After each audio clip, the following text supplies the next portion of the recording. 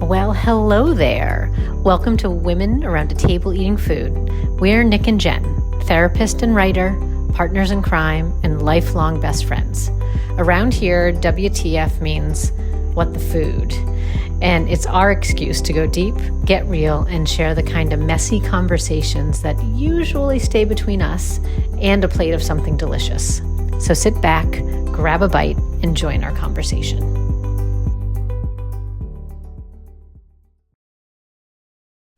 Hey girl, hey. Hey girl. Hey.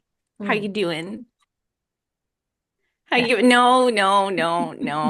For people once again who are not watching on the two of you, she's pointing to her face where she feels like she's misaligned and her lip's not right, but Oh, I'm good. like I wrote in the show notes, you're still beautiful. You're Thank always you. beautiful.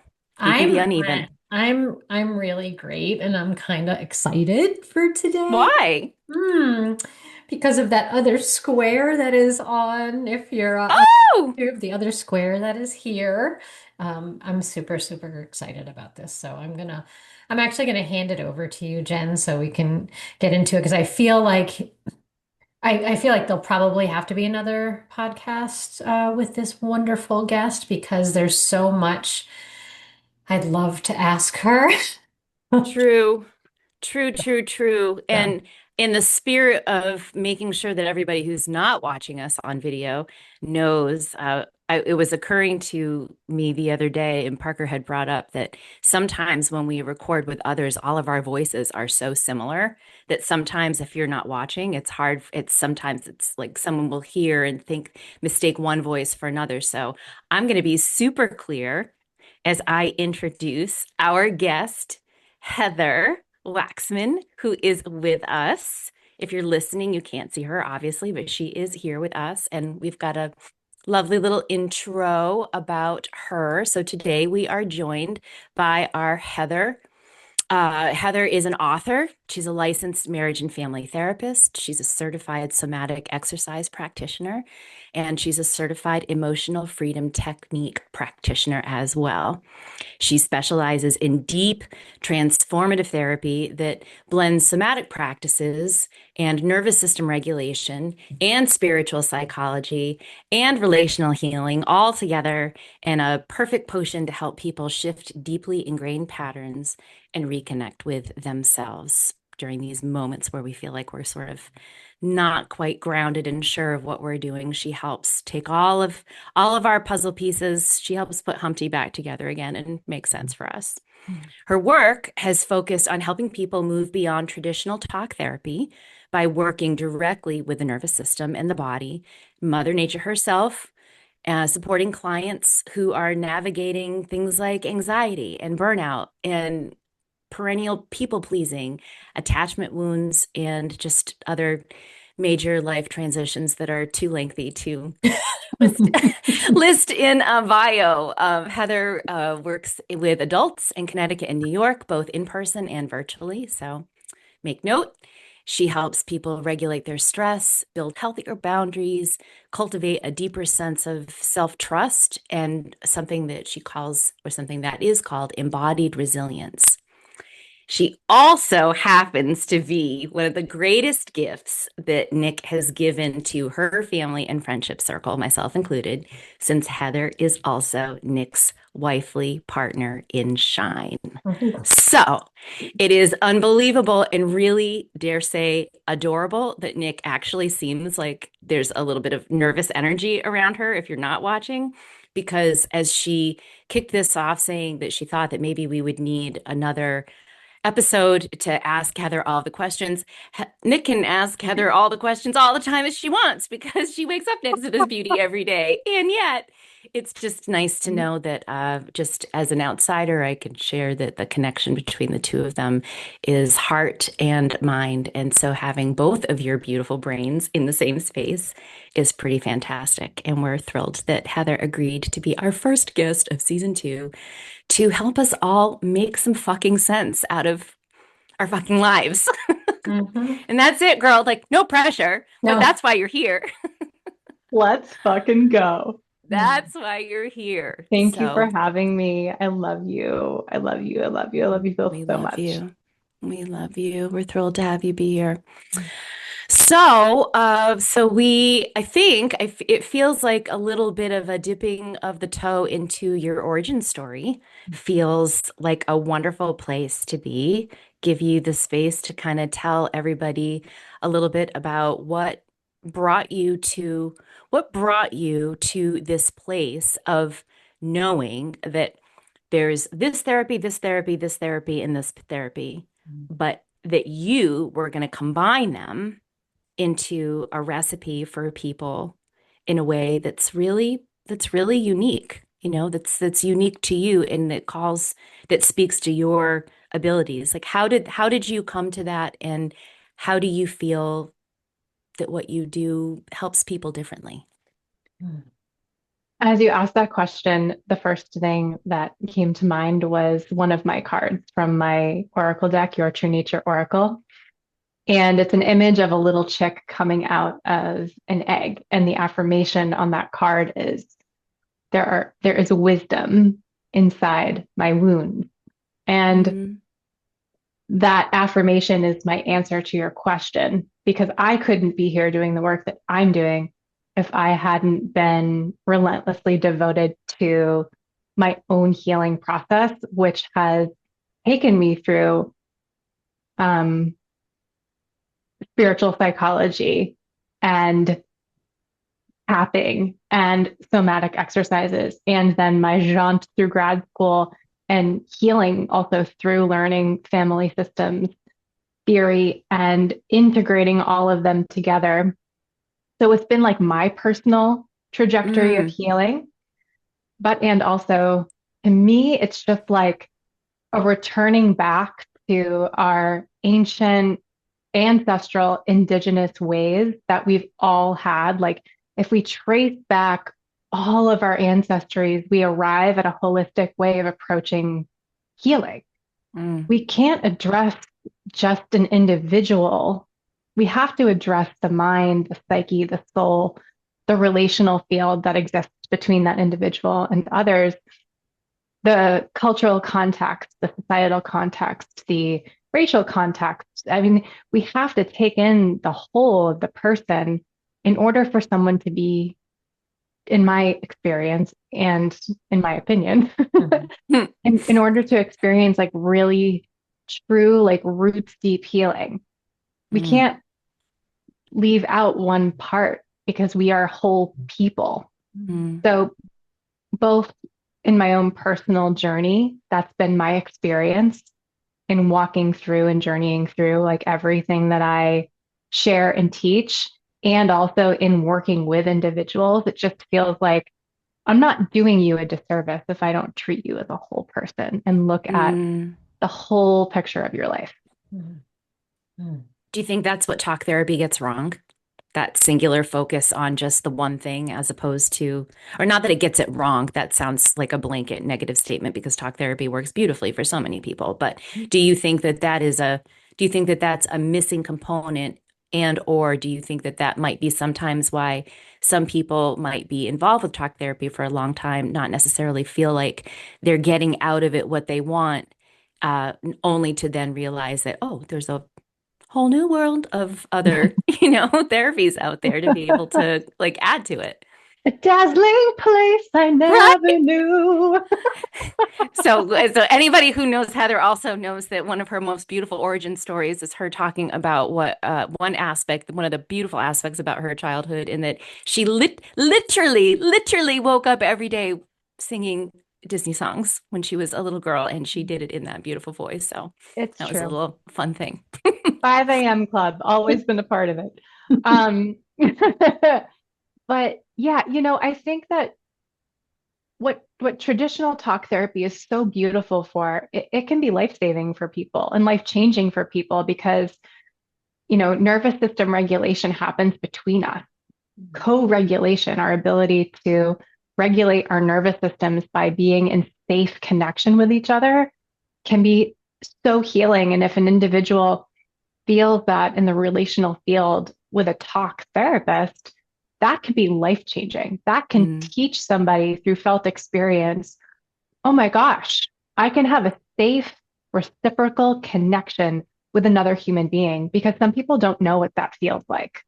And Mm. so I never want to speak ill of any other form of therapy. So I think like that's what talk therapy can be so helpful for. Also, like having insights and awareness into how you function in your patterns. Chef's kiss. Like that's the Sure. first step to change. We have to be Right. conscious of what's happening and aware of it before we shift a pattern. And then I think sometimes people just hit their own personal glass ceiling. They've experienced the safety of co-regulation. They've experienced insights and awarenesses and aha moments. And then they're just not seeing that translate into their lived experience. They're like, oh my Mm. gosh, I'm getting all of this incredible insight in therapy. But when I leave the therapy room, it's not Mm. translating into my lived experience. I want something more than what I have now. Mhm. And to the therapist's credit, that could also be, right? Like somebody, if we're speaking about attachment, someone could feel very uncomfortable about approaching their therapist and sharing that with them. And they might have a bit more of like an avoidant or kind of an anxious avoidant style. And so they might just like, okay, I'm going to cut off this therapeutic relationship and move into Mm. another one. So I don't want to discredit a therapist either. Like there's so many different nuances and contexts in this that, come into play. So I never want to like fault a therapist or fault a client. But I think like that sort of blanket statement, probably what typically happens for most people, and certainly what happens for clients who come to me. Mm. Mm. Usually it's like therapist was great, had a ton of insight. It's not translating into my lived experience. They're not fluent in spiritual language and somatic work. I really want those included in my therapeutic process. Mm. And we work together. So, Mm. that's so interesting because you get clients who find you just, they come to you first. Then you get clients who've had an experience that find you and come to you because they want what you were just talking about, that they've had the talk therapy, they had these insights, they're not seeing it translated to their lived experience. How how do you work with that though? So meaning the client who comes to you and they are so insightful, they know all of these things. They know that there's a part that comes up when X, Y, and Z happens. Like, how do you actually work with that to help move them into experiencing that shift in their lived experience? Great question. Well, it depends on the client. There are so many different ways that we can go. But I think like genuinely it starts with our intake. Like I believe that one of the greatest disservices we can do to clients as therapists is not having a thorough intake process. Mm. And so like my intake process takes, I mean, it's 1 to 3 sessions, but we're going through like, how are you sleeping? Are you pooping? Are you hydrated? Like we're looking at your physical health. We're looking at the history of your family. We're looking at the relationships you have in your life. I'm asking you about the health of your nervous system. And then the therapy intake is like a real dreaming exercise. I'm getting you to imagine like, who do you want to be on the other side of this? Mm. When we're done with our work together, what's different about your life? What are you doing differently? How are you living differently? What are you thinking? What are you feeling? So, like, it's a really beautiful process that we go through together so that by the end of our intake process, they have their what I call their I am ready to's, their declarations. I am ready to blah, blah, blah. I am ready to blah, blah, blah. So if one of those I am ready to's is like, I am ready to, like, Nick, could you give me an example of making maybe a bit more specific to your Mm. question? Yeah. Um, I am ready to experience less reactivity in the relationship with my boss. Amazing. And Hmm. I know why this happens, like whatever it is that like the person comes to you, like, and they're like, it's a work thing, right? I want to experience less reactivity with my boss. I know why she triggers me. It's like all this kind of stuff. I just can't seem to like actually experience less reactivity. Yeah. So, um, I don't work prescriptively with clients. Everybody is so unique and different. Mhm. But I can tell you like what one case might possibly look like. So if somebody is experiencing high levels of emotional reactivity and they're consistently feeling that, then I'm thinking two things at the same time. I'm thinking nervous system dysregulation, and I'm also thinking interpersonal history and or interpersonal trauma Mm. and or interpersonal attachment wounding is happening in some way, shape, or form. So I'm going to want to support them with addressing their nervous system. Mm. If they're chronically reactive, it's potentially their limbic system, their emotional brain is very, very active. And their rational brain, and specifically their medial prefrontal cortex, which is basically like our third eye, the part of our brain that can perceive sensation, is not firing in the way that we want it to.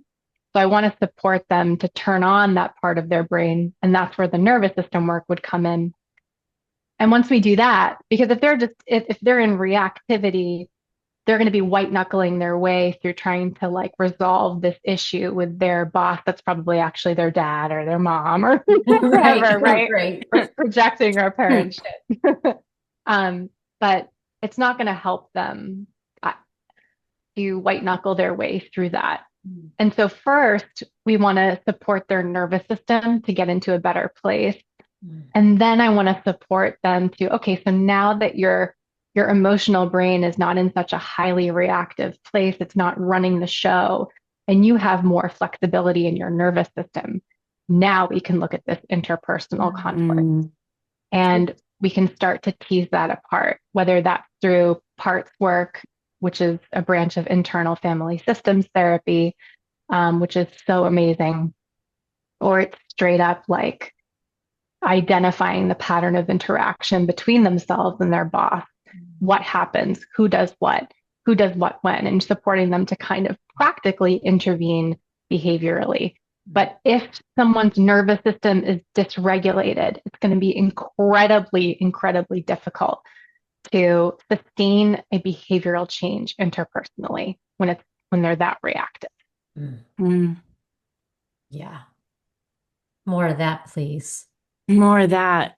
Heather, why I'd love to bring it to, the group of people that Nick and I feel like we speak to the most, which is this messy middle portion of the population. And at this point in your practice, why do you feel, or do you have an answer or a guess for why so many high functioning women are feel like they're dysregulated all the time, like chronically dysregulated? And do you see that becoming more and more of an issue the older we get? Well, I mean, we do live in white supremacist patriarchal capitalism, so there's that. You have that sticker on your fridge, don't you? If you don't, you should, and that would be merch that you could create. Mhm. You can purchase that at heatherwaxman.com. Yeah. I mean, I think that again, actually not again, I didn't say this. I don't believe that symptoms are indications of what is wrong with us. Mm. Symptoms are sacred messengers. Mm. Wait a minute. Symptoms are sacred messengers. Can we just have a moment? Because that should be something we put on our mirror, tattoo on our forehead, on like Hmm. some body part that we look at every single day. What do you mean by that? I mean, this started in grad school. This started with family systems education, like everything that I learned from y'all. Yeah, you flex, honey. You flex those sexy muscles. Yes. What was Nick Heather's one of Heather's professors? Is that what for folks not in the know might not know? So I will just say that I only taught Heather in one class, It's my first class. which was the Intro to Marriage and Family Therapy class. And no one knew. Nobody knew. And we Well No one done. suspected. yeah, no. And so I only taught her in Or one so you class. think. Like, Right. I In mean, hindsight, come maybe on. people did. But No, we asked the whole class, yeah, remember, at the end. yeah, We asked the class and they were like, oh my gosh, we literally had no idea. yeah. So, So anyway, go ahead. um, but one of the primary questions that we are taught to ask ourselves as family therapists is what is the function of the symptom? So if the symptom is anxiety, what function is anxiety serving in that person's life? How does it organize the relationships around them? Do people come closer to this person when they exhibit the symptom? Maybe that's an unconscious way that that person has started to organize people in their lives to come closer. It's a way that that person experiences connection. So if we bring this into individual therapy and we bring this into a woman or a person with uterus who is navigating a midlife experience, then like to me, when I say symptoms are sacred messengers, what I mean by that is like what what needs nourishment in me? Like Mm, to me, it's like an indication, and this is directly also from Susan Weed and her amazing work in the Wise Woman tradition of healing and in Healing Wise. Every symptom is a call for nourishment, something mm, in the psyche, the mind, the body, the spirit, the relational worlds. Something needs nourishment. And the symptom is an alarm bell being like, hey, I need nourishment. I need nourishment. And so if we look at symptoms in that way, it's so much kinder, it's so much mm. gentler, it's so much more compassionate. And in my experience, and particularly with the client base that I work with, who errs on the side of perfectionism and people pleasing and being really high functioning, deeply introspective and self aware, um, it invites an orientation towards self that is so much kinder and softer. Is it kind of like when something terrible happens or something that you perceive as being terrible, you you you we try to retrain ourselves to ask, well, what am I supposed to learn from this? Or what can I learn from this? I mean, can it be as simple for people who are listening and just and the idea of sacred messaging being new language for them? How can you break that down into something that's real and tangible for someone for whom this is a radically new way of looking at a problem? Yeah. So like let's take the symptom of exhaustion and burnout. If someone presents and is like, what is wrong with me for Mm, feeling this way? We want to pause and roll that back and ask, okay, so we have the symptom of burnout. What in your system is asking for nourishment? mm, The person will instantly know. Like mm, it's there. Like, or we can look at the opposite quality and ask, where am I in need of rest? Where am I in mm, need of slowing down? mm, Burnout's usually because like we've been moving too fast, too hard for too long. Where do I need to slow down? Where do I need to soften? And that's our medicine. It's simple. Mm. Yeah. You make it sound simple.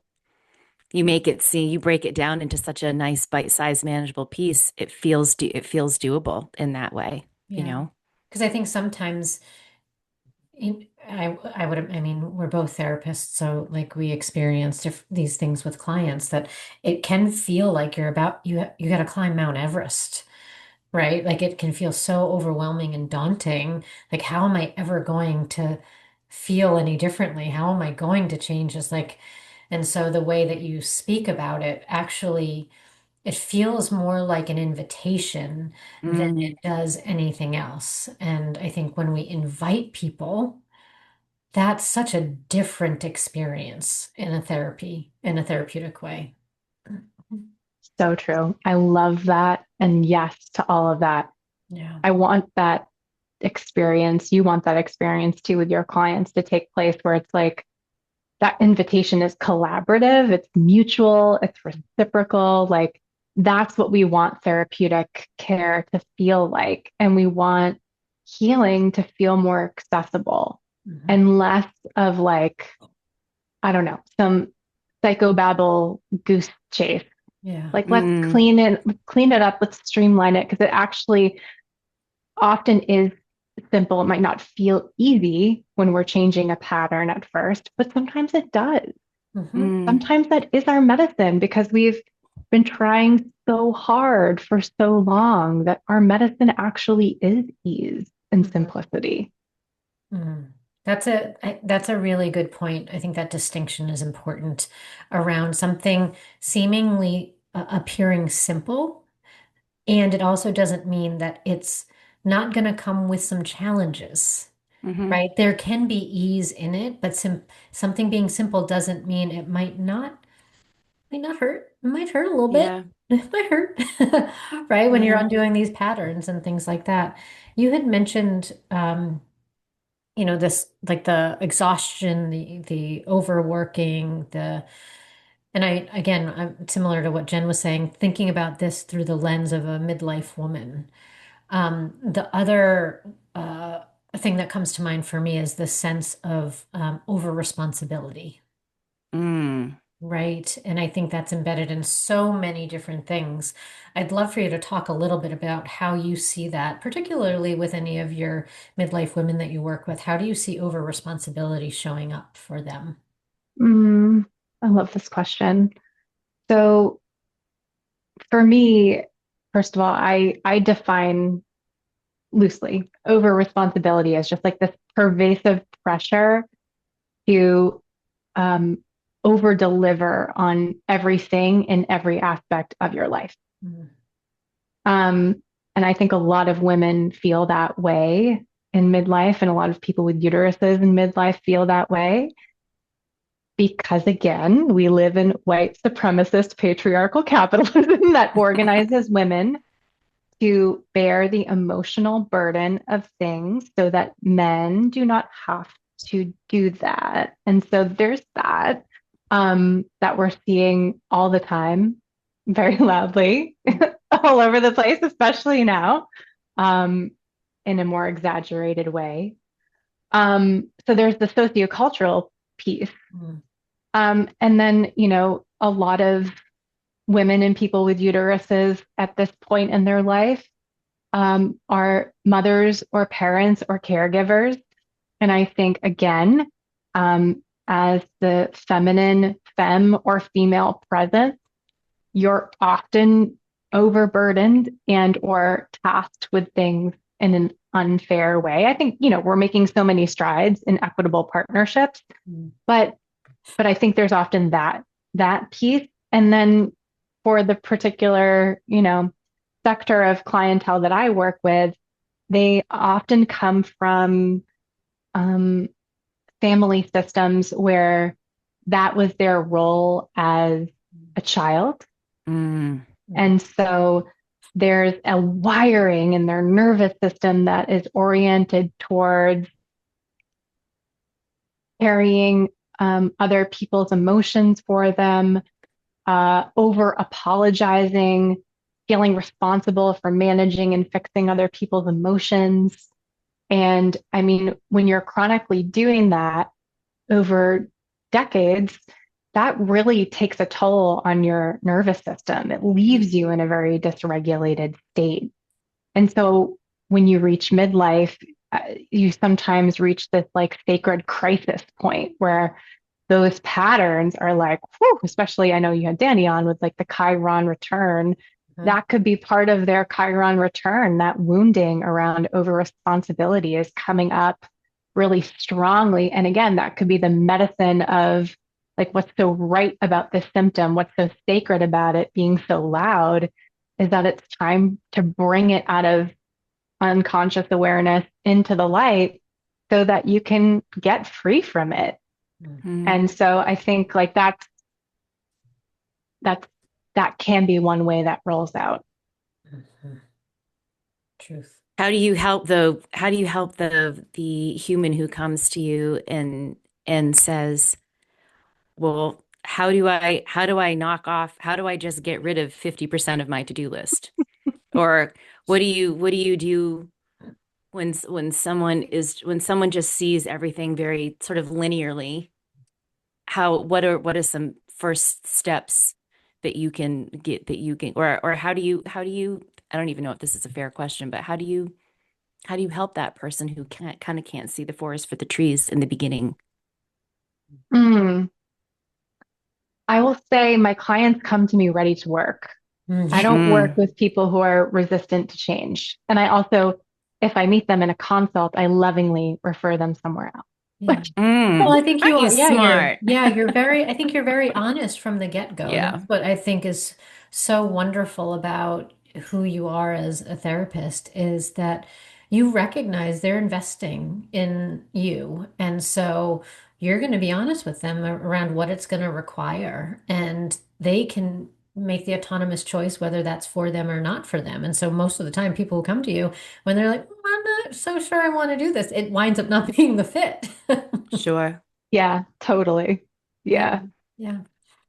I would love to ask you, Heather, what for the woman who is listening and who sort of feels the up and down that we all can feel sometimes, what should regulation feel like? Mm. What should feeling, I'm not saying perfect. What should balance feel like? What should regulation feel like? And as a second part to that, what are a couple of things that you could, like a little cheat sheet? What are a couple of things that women could take away from this listening Mm. and add to their life to kind of feel more regulated? Yeah, I love this question because I think that what's so awesome is we have nervous system regulation in the lexicon more than Mm, ever, yeah, right? So we're all conscious totally. of it as a thing. And um, there's, of course, been some, I don't know, like some weird, messed up idea that nervous system regulation means that we feel peaceful and calm all the time. And that is not what nervous system regulation is at all. That is not. Because, and this is just shouting out Dr. Ariel Schwartz and the amazing education that I've learned from her, particularly with polyvagal theory. Um, but the sympathetic nervous system gets such a bad reputation. Mhm. Hmm. We only hear about the sympathetic nervous system as our fight, flight, freeze center. But did you know that is also our creativity, our pleasure, our Mm, excitement, and our play nervous system? We mm, need a sympathetic nervous system activation to do what we're doing now. We're creating with mm, each other, like on this podcast. We're co creating, we're playing, we're excited, we're alive. We are going to be largely probably in a sympathetic state. This is good. We need this. mm. This is a good thing. Yeah. Now, on the other end, we also have our parasympathetic nervous system. That's the branch of our nervous system that lets us know it's safe to rest, to digest, to defecate, to, to Yes. relax, to take a poo. We need both. Yeah. So, nervous system regulation is about having a nervous system that is able to flexibly move between states. It's the Mm. Gemini vibe of, if we want to take Jen being Gemini sun and having a lot of mutable energy, um, it's the mutability, being able to move between Yeah. sympathetic and parasympathetic states. That is what nervous system regulation is. So when clients come to work with me, they're stuck in one of two places. they've got their foot on the gas pedal 100%. They're in that sympathetic activated state, and it is dysregulation. And it's not coming up as excitement and creativity and play. Right. It's I'm manifesting as really excited about this big thing that I have to do. It has me so happy I right. could cry or throat punch something. Correct. It's manifesting as fight, flight, freeze, or they're sort of in a parasympathetic shutdown. It's that kind of fawn response or really exhausted in what we call a dorsal vagal state. They're in a very exhausted state. And Mm. so we want to restore the nervous system into a place of being able to flexibly move between states. So that's what you want to look for. Am I able to rest and relax when it is safe to do so? And am I able to then shift into like a creative Mm. state? Am I able to power through a workout with energy? And then am I able to like take a stretch and chill out and really feel relaxed? And if we're not able to, then we could do some really great nervous system work and we could get you there. Mm. I So love that. just kind of almost the opposite then of what Jen was asking, what does nervous system regulation look like? And what I feel like I hear is it's like a yin and yang type of thing, right? They dovetail with one another. How do you know when somebody comes in, or what do you observe when somebody comes in and you know that their nervous system is not regulated? Like Mhm. what would you see in them? Hmm. Yeah, great question. So we want to look at the musculature of the client. We want to look at and observe what they're doing and how they're positioned. So, for example, if somebody is sitting down and they have clenched fists, Mm, they're yeah. bracing, Yeah. they're ready to fight. Jen. I What is was Jen touching doing? With my fear. I was touching my chin and then I There is thought, is no anyone clue. going to look at that as being clenched? And like, hmm. I love you. You might notice like when they're talking, they're not like fully utilizing their jaw muscles. They're like Mm. talking like this. And I'm exaggerating my own kind of speech right now. Their jaw might be clenched, their shoulders might be hunched up. Sometimes people are physically shaking. That's very rare for Mm. me to see, but I have seen it in a couple of clients for sure, particularly ones who have been in really toxic relationship situations. Mm. Um, and then other things might be like high levels of irritability, not in the therapeutic relationship, but like reporting that happening in their life. Chronic tension in specific areas of their body, like their hip, their jaw, their upper back, their neck, um, chronic sleep disturbances, Mm. chronic indigestion. There's so many symptoms that people can present with. And I Mm. think the important part that you said was chronic, Yes. right? Because I was just thinking, I was thinking about myself this week, and you both are my inner circle, and the rageful cunt that came out of me this week to you all, to nobody else, but We love your rageful cunt. Cunty, thank cunty, cunty. you. By the She way, when you say that, and if you give me a voice text, it actually spells it out like county or Oh, country, one or the other. wow, Yeah, it was okay. not CUNT at all. Oh, It made me laugh, and wow. I intrinsically knew what you were talking about though, which Okay, made me but also laugh. that's so fantastic.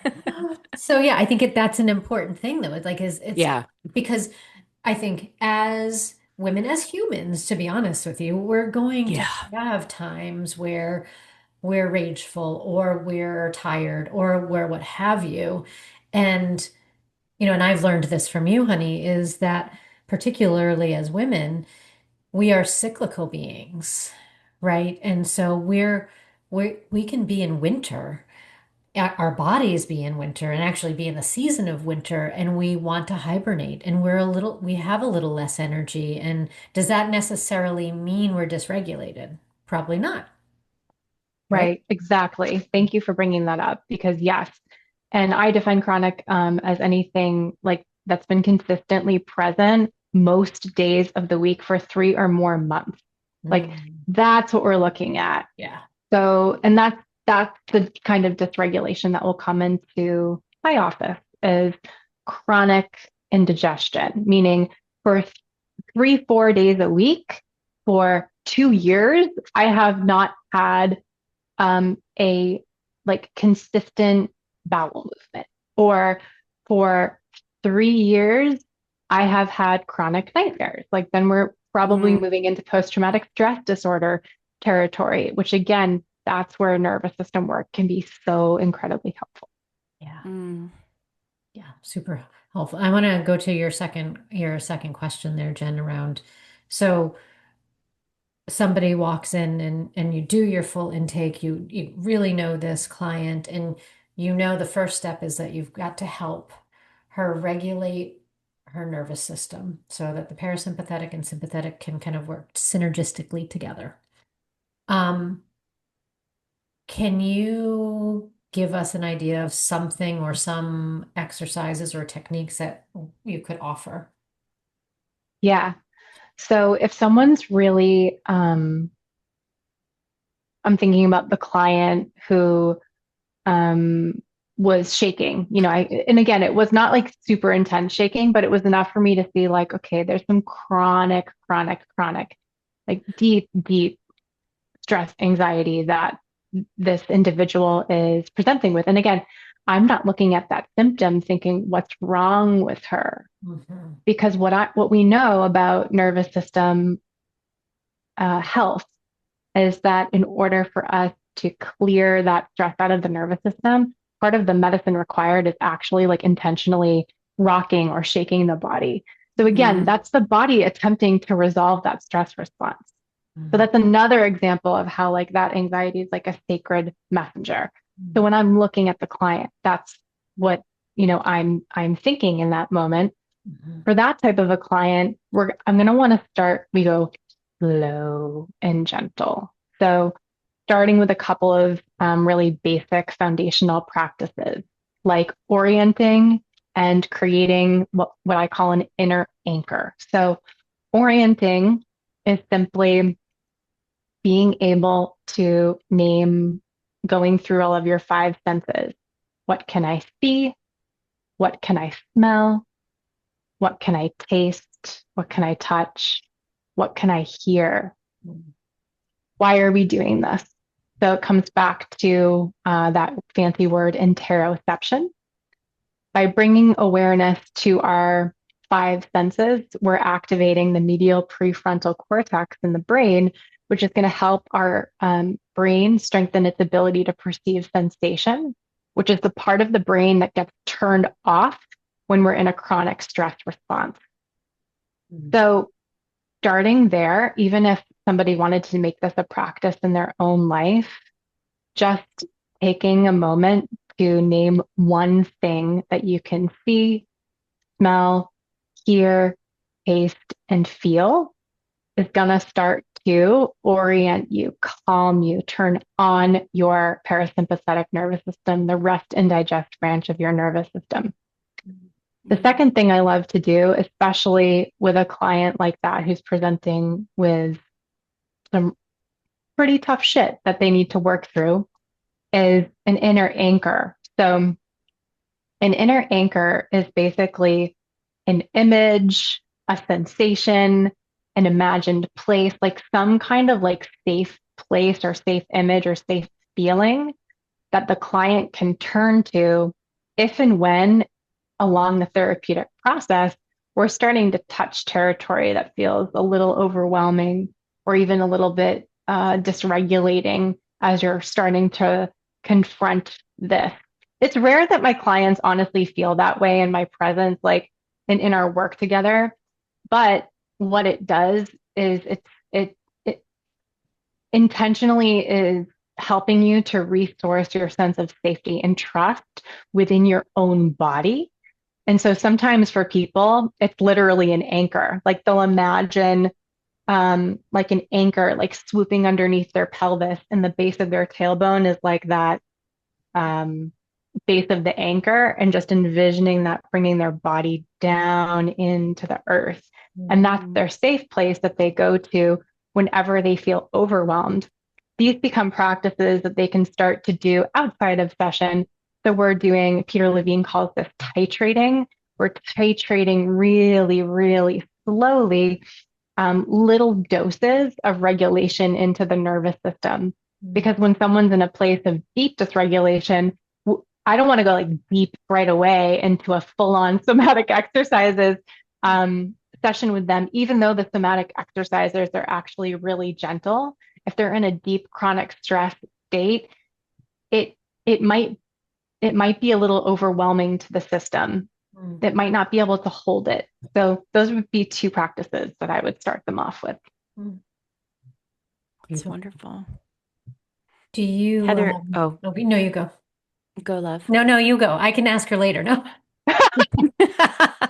We yab Bitch. and yab and yab all the time. I was going to ask you that if there was something that you feel most proud about that you do in your work, or an offering that you have created at heatherwaxman.com. Shameless plug. What's something that you love? What's something that, I mean, I'm sure you believe in everything that you do, but what's something that you truly love that you would love for folks to know about? And how can people find you, and how can people work with you if they choose? I mean, I think more than anything, even like what I do is just when you really want to feel like safe in your body and you want to feel like you can trust yourself again after losing those things, that it's so incredibly possible to cultivate that inside of yourself. And to do that in a therapeutic or a coaching relationship can be so healing, especially when that person is already seeing you as whole and healed. Um, I think it's really important to have relationships with people in our lives, especially our therapists who see us that way, but also people, like be in relationship with people who see you whole and healed. I think that's really important as a side note. Um, but yeah, and I'm most proud of the people I get to work with. Like their bravery, their wisdom, their willingness to like their hunger and tenacity to like show up and really do whatever it takes to get to know themselves on a deeper level, even and especially if that means making really challenging and difficult choices, but in honor of themselves, like it's and their relationships and the society. It's a ripple effect that our individual healing has. That's what I'm most proud of, truly. It's very, very moving to me. And yeah, people can find me on my website, heatherwaxman.com. You can get a free guided body scan on there. It's fantastic. And then you can I also find me. agree. Not biased. Yeah, I'm on Instagram and you can find me on Insight Timer. But yeah, that's where you can find Tell me. people what Insight Timer is if they don't know. Yeah, it's a meditation app my wife found me on 10 years ago. Yay, Nick. Thank you. Forever grateful for Insight Timer. Who knew Insight Timer could be a matchmaking opportunity? Do you donate, Nick? You should. You should write them a fatty I should check every year. probably. I Say, should. thank you for my life. I should. Exactly. Thank you for my Thank you for my life. life. Thank you And for my wife. So good. Yeah, I have a ton of guided meditations and somatic practices and sound healings on there that you can listen to. And I also have a 5-day nervous system reset course. You can get that on Insight Timer. You can get that on my website. You can get my Oracle deck on my website too. Yeah, I'd love to shout out to that beautiful deck, because if anybody who is listening, in particular, if you're listening on wherever you get your podcasts and you feel hugged by Heather's voice or what she has shared. She's created something that is a tangible, beautiful piece of art, and that if you wanted to gift this to somebody, it's a thing. All these other things people can go to, to help heal themselves, and to certainly I can't even count the number of people that I have pointed in your direction, love. But I think that when I think about a gift to give to somebody who is struggling or who is happy, or it just sometimes we want a thing to show our love and show our care. And that deck, there are a lot of decks out in the world. There really are. But this one it's as beautiful as it is meaningful. And Yeah. not that I'm trying to promote capitalism necessarily, but if you Oh are no, you thoughtful, promote my you deck. That's promote it, not bitch. promoting capitalism. If That's promoting love. it is, and it really is. If you are a lover, if you're a gift, if you love to give gifts and you like to give meaningful ones, it's quite beautiful. And So, I also want to just emphasize the beautiful team of women that worked on that, because it was a deck Mhm. that was a collaborative process among some absolutely beautiful women, two of them who are on this, not me, Jen and Heather. And yeah, so it's just, yeah, it's so it's good. beautiful. Yeah, totally. It was created and written by me, illustrated by Rita Gould, who is amazing, outstanding illustrator, like mind-boggling talent. Yeah. Yeah. Edited by Jen Chase Corwin. All the photography that you see on my website is by Stephanie Mary, and the entire project was put together by Lee Ong and Mm. Studio May. And so, yeah, it's all women who brought it together. And um, something that I hear from almost every person who has shared anything with me about the deck is that it's their favorite Oracle deck. Yeah. Yeah. Yeah. Hands down. I would like Rita to make wallpaper. Oh, I know. What a She's good unreal. idea. Or murals or something that you could purchase that was large enough to just do even just one wall in a Just a room. wall, like an She's accent just wall. magical. Yeah. Yeah. Yeah, she really is. I have just one parting question, as that last year we were asking most of our guests, and I really think that it's important because it's women around a table eating food, and we are all food lovers. Which we love doing when we are together in Correct. togetherness. Can you tell us what is one food that you could eat every single day and never get sick of? Well, there is a food that I eat every single day. I've never got oatmeal. I love oatmeal. Oh, true. Yeah. That's a good point. I very It's her like magical food. how I eat it and what I put in it, but like every morning. Look forward to it. Can't wait to eat it. Yeah. Oatmeal. Yeah. Get it, queen. Love it. I'm always coming through like the boring shit.